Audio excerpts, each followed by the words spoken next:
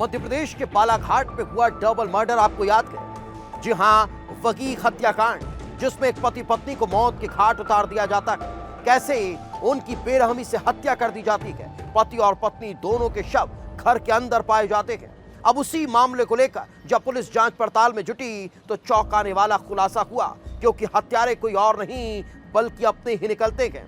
उसी परिवार के अपने सदस्य जो उन दोनों को मौत के घाट उतार देते हैं। आखिर इस हत्याकांड के पीछे की वजह क्या थी, आप खुद देख लीजिए।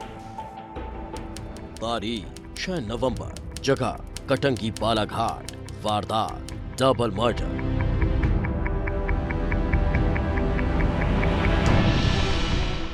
बालाघाट का कटंगी, सुबह का वक्त था। मौसम में गुलाबी ठंडक थी, ओस की बूंदें भी सूखी नहीं थी। तभी वार्ड नंबर 2 में रहने वाले सिंचाई विभाग के रिटायर्ड ड्राइवर रमेश हाके के घर पर दूध वाला दस्तक देता है।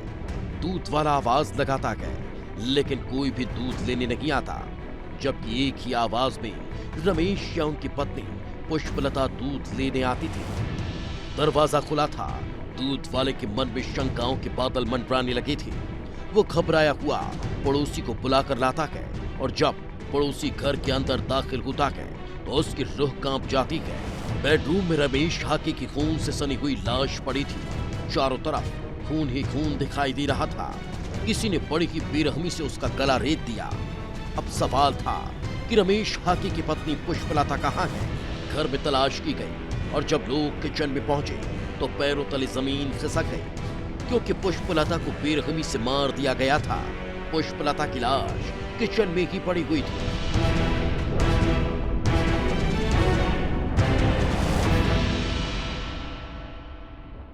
ये घटना और किसी ने नहीं, भाई उन्हीं के नाती व भतीजे द्वारा कारित की गई है। चूँकि वो कर्ज से जूझ रहे थे और उन्हें ऐसा लगा कि ये लोग इजी टारगेट हैं, दोनों ओल्ड एज हैं और उनके ऊपर किसी को शक नहीं जाएगा। इसके चलते हम इनके ऊपर ये अटेम्प्ट कर सकते हैं।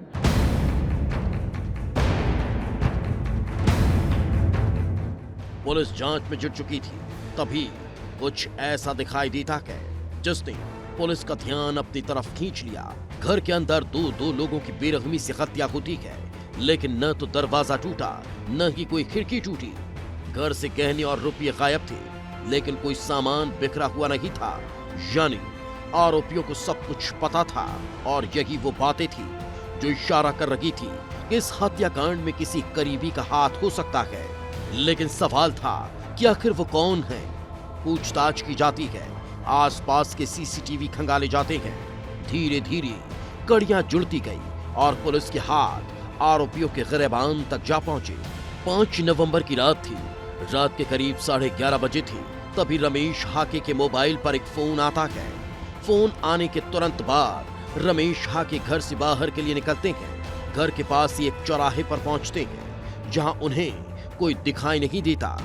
और जब वो घर में पहुंचते हैं तो होश उड़ जाते हैं, क्योंकि घर पर मौजूद उनकी पत्नी पुष्पलता को बेरहमी से मार दिया जाता है।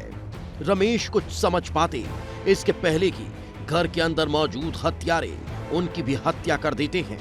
आखिर वो फोन किसका था जिसने रमेश हाके को घर से बाहर बुलाया? क्या यह हत्यारों की साजिश थी? क्या वो फोन किसी ऐसे का था जिसे रमेश पहले से जानते थे? और जवाब हाँ मिलता है, क्योंकि वो फोन था उसके की पोल्ट्री फार्म में देख रेख करने वाले सचिन हाके का। सचिन कोई और नहीं, रमेश के भतीजे दुलीचंद्र का बेटा है। और इस साजिश में अपने बेटे के साथ भतीजा दुलीचंद्र भी शामिल था।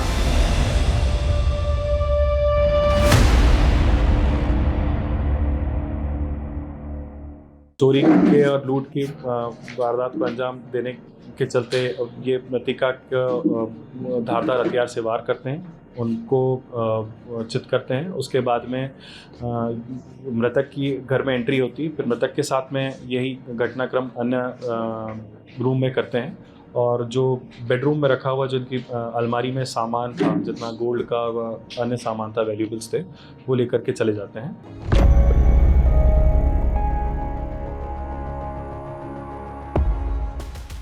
जैसे कि पता चला कि रमेश हाके और उनकी पत्नी की हत्या भतीजा और नाती ने ही की है, पूरे इलाके में हड़कंप मच गया। हर किसी के मन में सवाल उठ रहा था कि आखिर रिश्तों का कत्ल क्यों किया गया? क्या कोई पुरानी रंजिश थी या फिर उस दिन कुछ ऐसा हुआ कि मामला हत्याकांड तक जा पहुंचा? पुलिस ने सख्ती से पूछताछ की तो आरोपियों ने पूरी कहानी बयां कर दी। दरअसल दुलीचंद्र और उनके बेटे पर करीब 4 लाख रुपए कर्ज टूट चुका था और इसी कर्ज को चुकाने के लिए उन्होंने रमेश हाके के घर पर लूट का प्लान बनाया। उन्हें पता था कि रमेश हाके संपन्न है। घर के बारे में आरोपियों को पूरी जानकारी थी और दंपति का बुजुर्ग होना भी दोनों के लिए सॉफ्ट टारगेट था और आरोपियों को ये यकीन था कि कोई उन पर शक नहीं करेगा।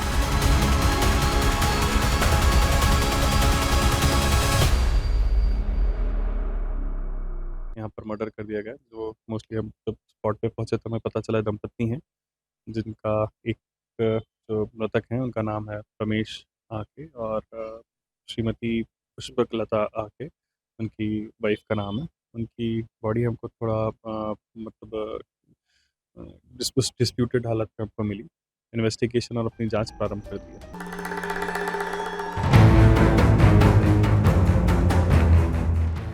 12 टीमों की मेहनत, 100 से ज्यादा सीसीटीवी की जांच, तकनीकी साक्ष्य और मोबाइल की लोकेशन की मदद से पुलिस ने महज 24 घंटे में डबल मर्डर का पर्दाफाश कर दिया। हत्यारे भतीजे और नाती को सलाखों के पीछे भेज दिया, जिन्होंने लालच की आग में रिश्तों को जलाकर राख कर दिया। विस्तार न्यूज के लिए चित्रंजन नेरकर की रिपोर्ट।